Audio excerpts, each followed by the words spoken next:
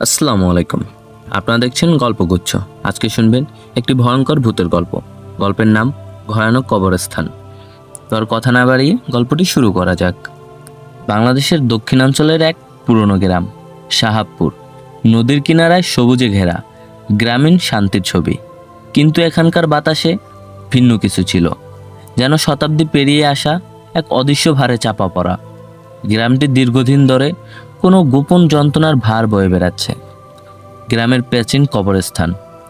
গ্রামের এক কোণে, পাঁচঝাড়ের পাশে, তালপুকুরের ধারে। এখানেই শত শত বছর ধরে মৃতদের সমাধি হয়। কিন্তু মানুষ বলতো এখানে শুধু দেহ মাটি চাপা পড়ে, আত্মারা নয়।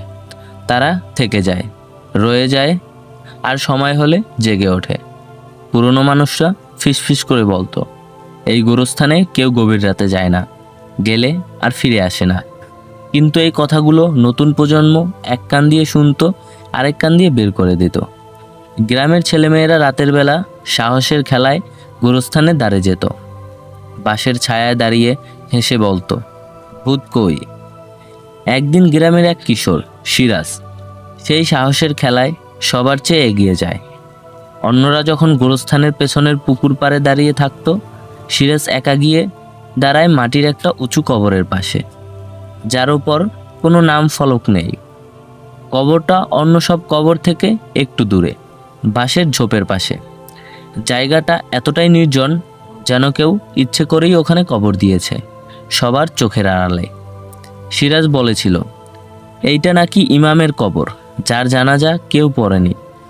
কবরে ছিল শুধু মাটি আর গন্ধ। সেই রাতেই প্রথম ঘটে ভয়ঙ্কর কিছু। রাত ৩টার সময় সিরাজের মা চিৎকার দিয়ে ওঠে, আর ঘুম ভাঙান সবার। সিরাজ ঘরে নাই, জানালা খোলা, বিছানায় শুধু কম্বল। পুরো গ্রাম ছুটে বের হয়। তারা খোঁজে মাঠে, খালে, তালপুকুরে। কিন্তু ভোরে যখন গ্রামের মুরব্বীরা পুরনো কবরস্থানে পৌঁছায়, তারা দেখে সিরাজের ঘাড় উল্টানো দেহ পড়ে আছে সেই নাম না থাকা কবরটার পাশে।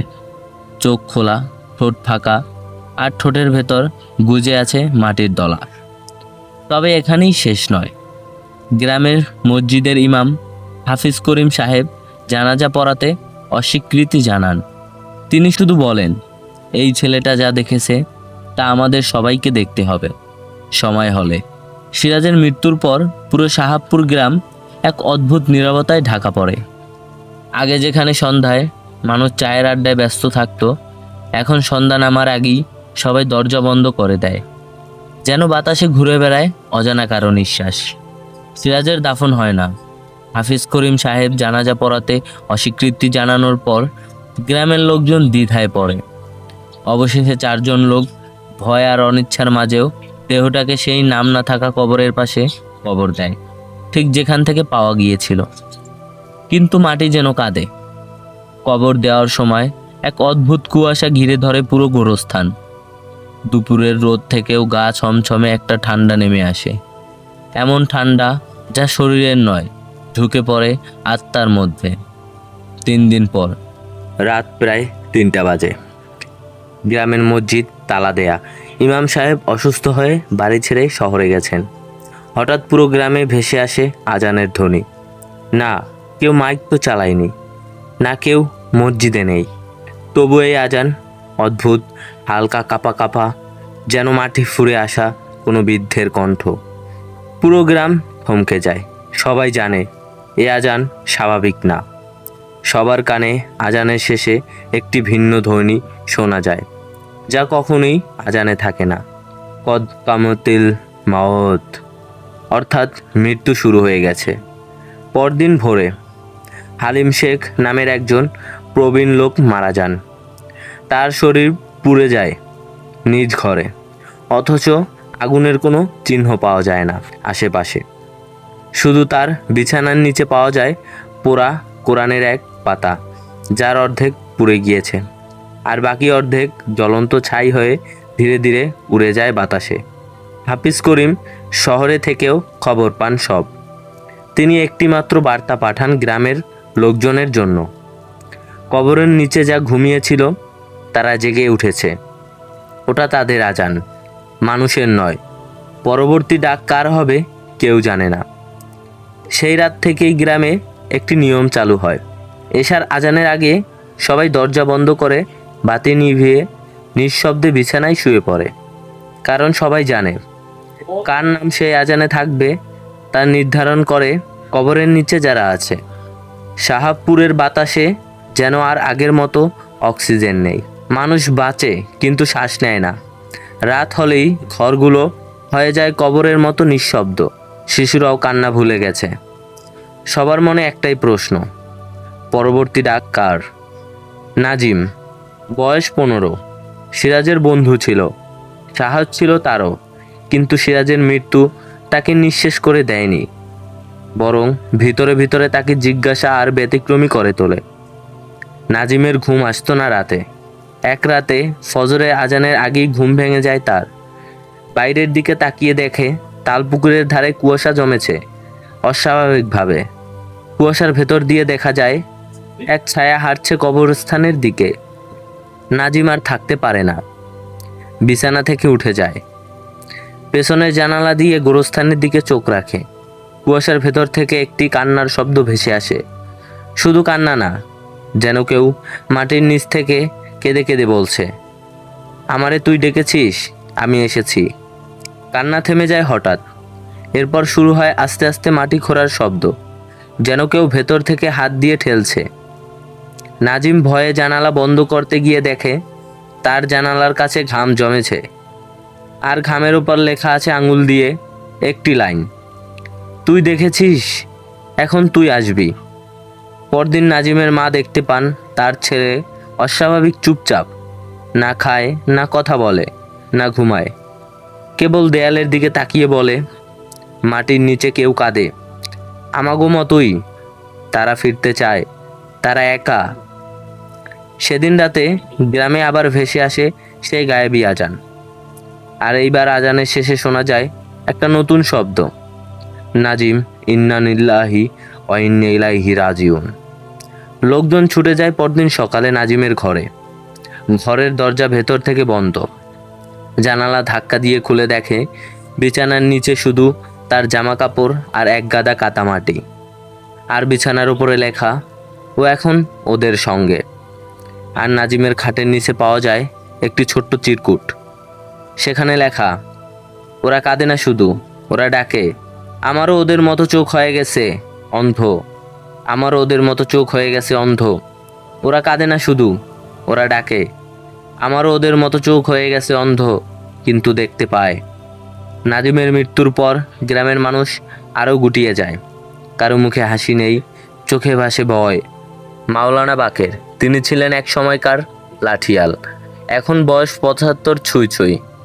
চোখের দৃষ্টি ঝাপসা, হাঁটেন লাঠিতে ভর দিয়ে।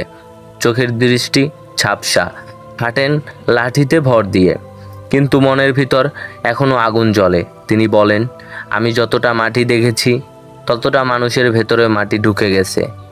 এক রাতে তিনি এক ভয়ঙ্কর স্বপ্ন দেখেন। স্বপ্ন নয়, যেন সত্য। স্বপ্নে তিনি দেখতে পান একটি কালো কাফনের মিছিল গোরস্থানের পথ ধরে চলছে, অগণিত মৃতদেহ, মাথা নেই কারো, সবাই হেঁটে চলেছে চুপচাপ। শুধু সামনে হেঁটে যাচ্ছে একটা ছোট শিশু, তার মুখ থেতলে গেছে, কিন্তু সে হাসছে। শিশুটি পেছন ফিরে তাকিয়ে বলে, তুমি এসো, তুমি শেষ ডাক শুনবে। ঘুম ভেঙে যায় মাওলানা বাকেরের। সারা শরীর ঘামে ভেজা। ঘরের ভিতর দিয়ে হালকা গন্ধ ভেসে আসে, যেন কোনো কবর ফেটে গেছে বাড়ির নিচেই। তিনি ঘর থেকে বের হয়ে দেখেন তার দরজার সামনে একটি ছোট সাদা কাগজ পড়ে আছে। কাগজে লেখা, আপনার সময় এসেছে, কিন্তু আপনি দেখবেন, শুনবেন, তারপরে আসবেন। মাওলানা বাকের ভাবেন, যা আসবে দেখা যাবে, ভয় করলে তো চলবে না।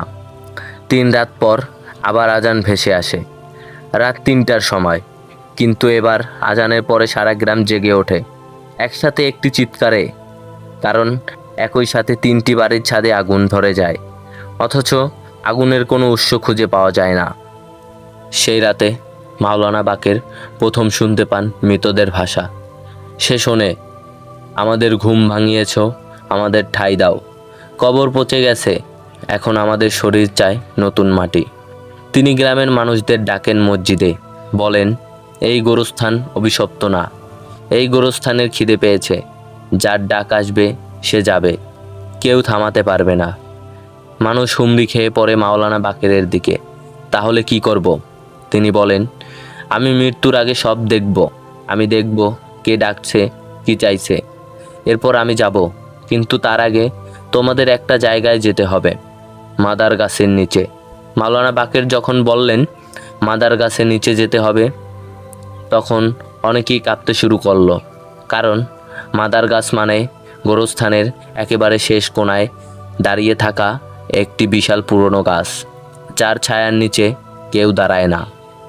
গ্রামের সবচেয়ে পুরনো বিশ্বাস, ওই গাছটা নাকি একদিন একটা বাচ্চা মেয়ের শরীর গিলে নিয়েছিল। তখন থেকেই গাছের ডালগুলো এমনভাবে ছড়িয়ে আছে যেন এক একটা ডাল এক একটা কবর জড়িয়ে রেখেছে। মাওলানা বাকের বলেন, এই গাছ জানে কোন কবর কবে খুলবে।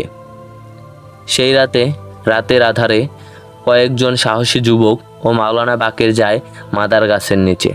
তারা দেখে গাছের নিচে মাটি এক জায়গায় ফেটে গেছে, একেবারে অল্প ফাটল, যেন ভেতর থেকে কেউ চাপ দিয়ে ঠেলে তুলেছে।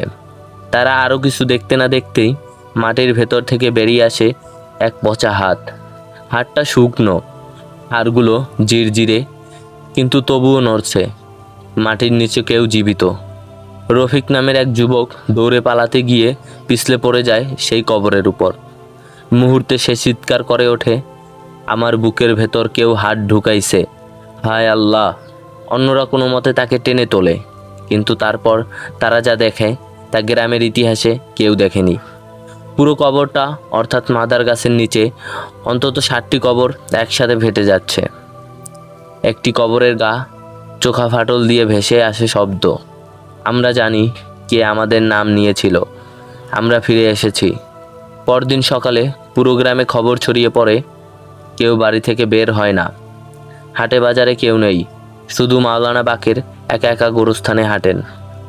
তিনি ফিরে এসে বলেন, আমি দেখেছি ওদের চোখ, মৃতদের চোখে যদি কান্না থাকে বুঝে নিও তারা কবর চায়নি, তাদের কবর দেওয়া হয়েছিল জোর করে। তারপর তিনি বলেন, একটা সময় আসবে যখন কবরের নিচ থেকে শুধু হাত না, শরীরে উঠে আসবে। কারণ কিছু মৃত এমন ছিল যাদের মৃত্যু স্বাভাবিক ছিল না। এটা তাদের পেটের খিদে না, প্রতিশোধের খিদে। মাওলানা বাকের শেষ কথা বলেন, আগামী আজানেই কারো নাম থাকবে, যার জন্ম তার মৃত্যু থেকে বড় পাপ। চাহাবপুর এখন আর স্বাভাবিক কোনো গ্রাম নয়। সূর্য উঠলেও তার আলো গ্রামে ঢোকে না। পাখির ডাক থেমে গেছে, মাটিতে যেন শিরশিরে স্রোত বয়ে চলে। কবরের ফাটল বন্ধ হয়নি, বরং সে ফাটল থেকে মাঝে মাঝে শোনা যায় হাড় কাঁপানো আওয়াজ, যেন বহু মানুষ একসাথে ফিসফিস করে বলছে, আমরা এখনও নামাজে দাঁড়াই। রাত 3টার আজান বদলে যায়। এক রাতে ঠিক 3টার সময় গায়েবী আজান আবারও ভেসে আসে, কিন্তু এবার সে আজানে মানুষ নয়, মৃতদের কণ্ঠস্বর। আজান শেষ হওয়ার পরেই গ্রাম জুড়ে ভেসে আসে আরও এক ভয়ের শব্দ। মসজিদের ভেতর থেকে আল্লাহু আকবার বলে জামাতে দাঁড়িয়ে যাওয়া মানুষের কণ্ঠস্বর, কিন্তু মসজিদ তো তালাবদ্ধ। গ্রামের কয়েকজন সাহস করে কাছে যায়, দেখে মসজিদের জানালা দিয়ে আলো বের হচ্ছে, কিন্তু ভেতরে কেউ নেই। তারা ঘুরে ফিরে দরজার ফাঁক দিয়ে দেখার চেষ্টা করে। সাদা কাপড়ে মোড়া অনেকগুলো ছায়া কিবলার দিকে মুখ করে দাঁড়িয়ে আছে। কেউ নড়ছে না, কারো মুখ দেখা যায় না। তাদের সিজদার সময় হয়, তারা একসাথে মাটিতে মাথা ঠুকে দেয়, আর সেই মুহূর্তে মসজিদের দেয়ালে রক্ত দিয়ে লেখা হয়ে যায়, যাদের জানাজা হয়নি তারা এখন নামাজে আছে। এরপর ইমাম হাফিজ করিম সাহেব, যিনি শহরে পালিয়ে গিয়েছিলেন, খবর শুনে এক রাতে গোপনে ফিরে আসেন। মাওলানা বাকের তাকে বলেন, আপনি একজনের জানাজা না পড়ে ভুল করেছেন। এখন ওরা নিজেরা জামাতে দাঁড়ায়। আপনি ইমাম, আপনি জানেন না মরার পরেও নামাজ চলে। হাফিজ করিম চুপচাপ মসজিদের সামনে দাঁড়ান। রাত 3টা বাজার সাথে সাথেই আবার আজান ভেসে আসে। তিনি মসজিদের দিকে পা বাড়ান।